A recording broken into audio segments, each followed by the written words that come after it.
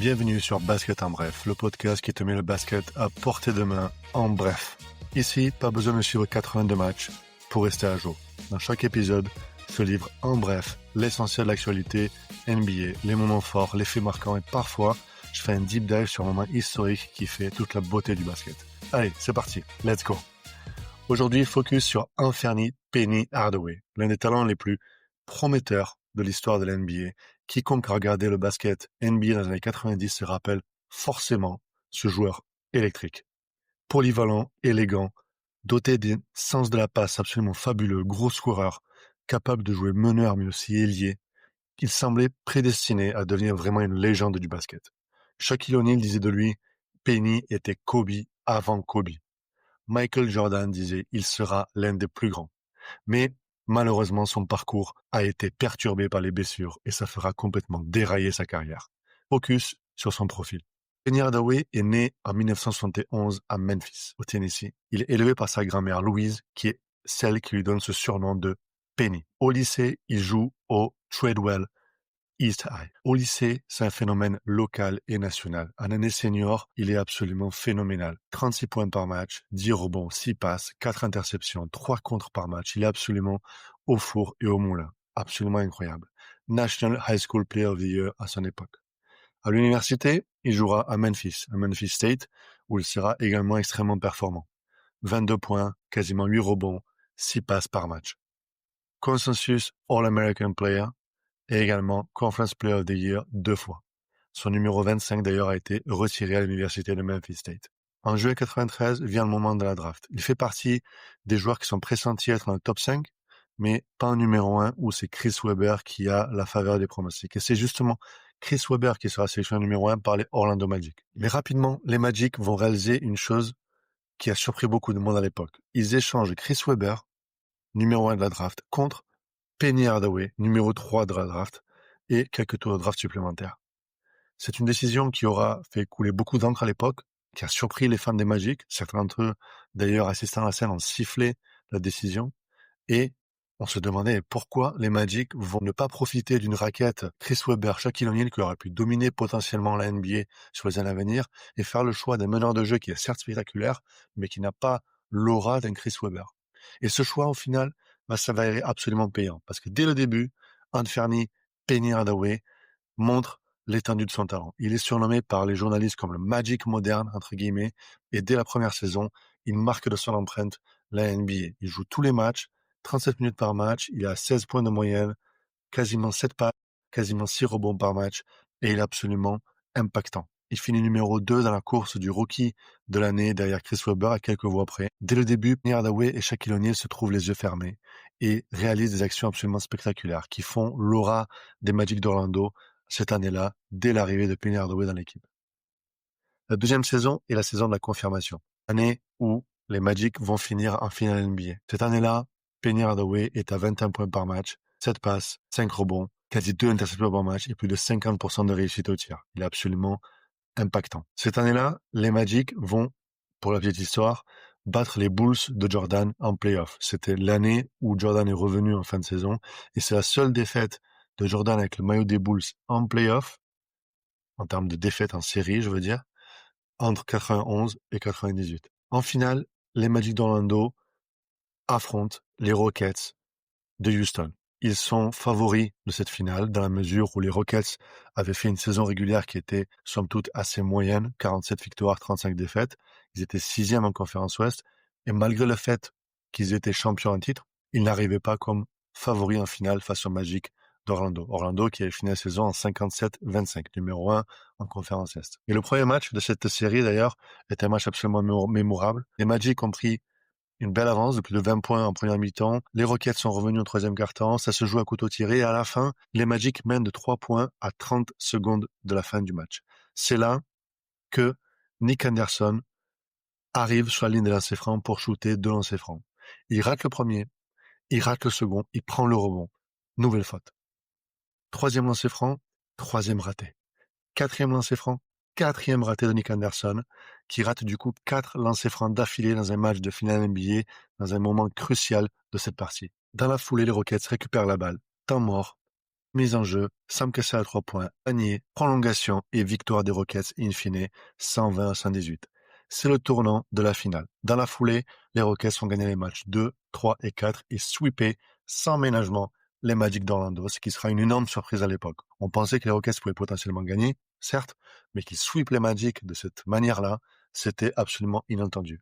Mais à ce moment-là, tout le monde se dit, bon, les Magic ont raté leur première finale, mais ils ont l'avenir devant eux. Ils ont un duo absolument phénoménal. Ils ont une ossature d'équipe avec Nick Anderson, avec Horace Grant, avec une panoplie de joueurs de qualité qui va pouvoir tenir dans la durée. Ils seront parmi les prétendants au titre dans les années à venir. Il s'avère que c'est la seule finale à laquelle ils vont participer. Sur la saison suivante, les Magic sont encore plus forts. 60 victoires en saison régulière. Ils arrivent le couteau entre les dents en playoff. Mais malheureusement pour eux, cette saison-là, les Bulls sont dans une forme, c'est la saison fabuleuse qu'ils réalisent à 72 victoires et 10 défaites. Et dans les playoffs, les Bulls vont affronter les Magic d'Orlando.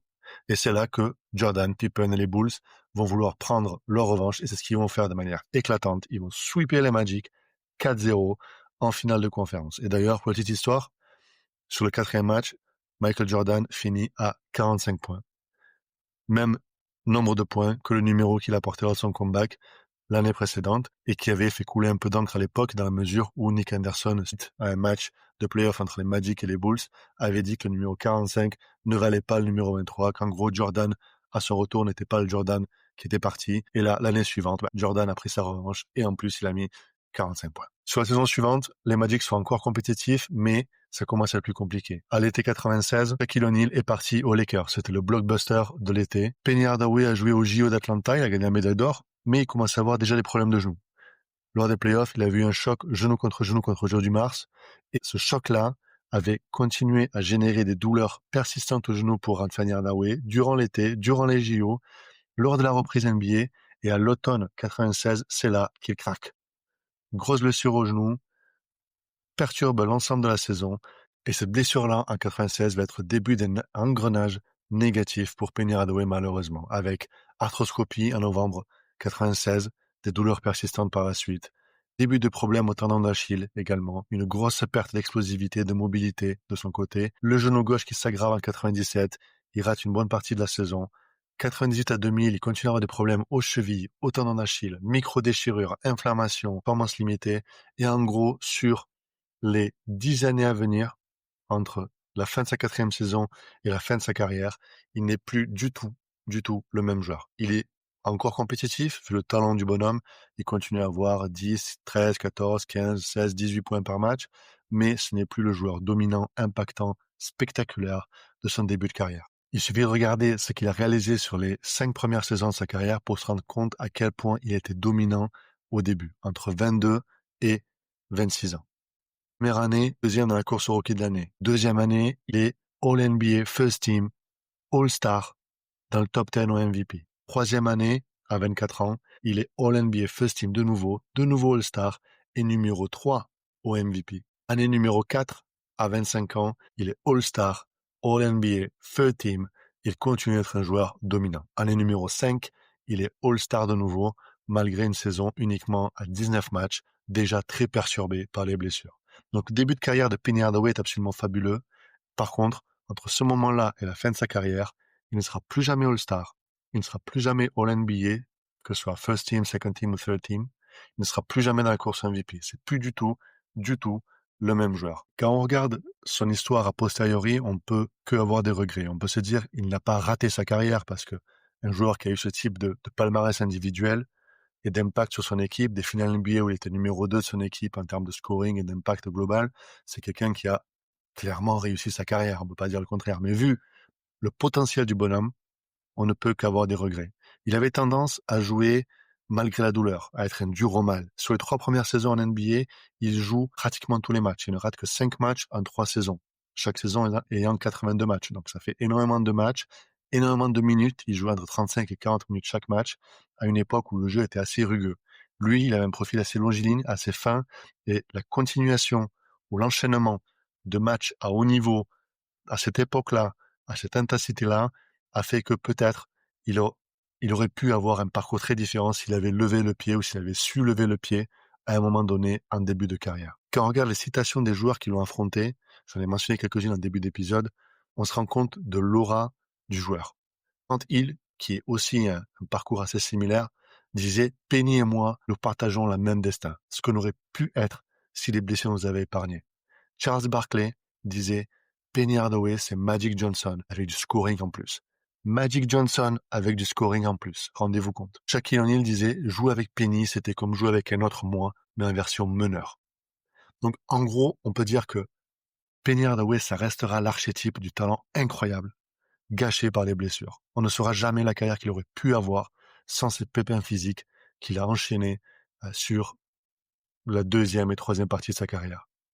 Il était vraiment en avance sur son temps. Il était un meneur explosif, scoreur dans l'âme, avec un sens absolument inné de la passe.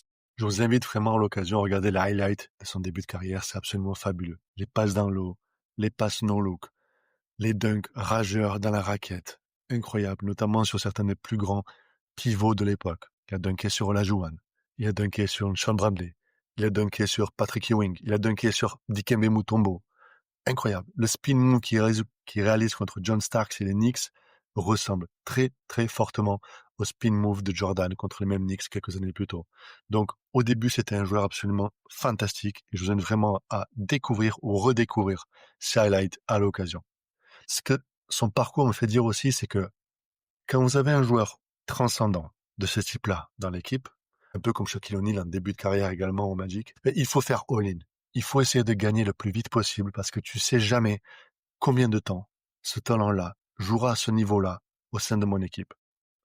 Et des histoires comme les Magic d'Orlando des années 90, il y en a d'autres dans l'histoire de la NBA. Parmi les récentes, on a par exemple le Thunder en 2012 qui arrive en finale avec Durant, Westbrook, Harden. On se dit, la décennie à venir, c'est la leur. Et ensuite, ils n'iront plus jamais en finale sous ce format-là. Ce n'est que en 2025, avec une équipe complètement différente, que le Thunder va revenir en finale.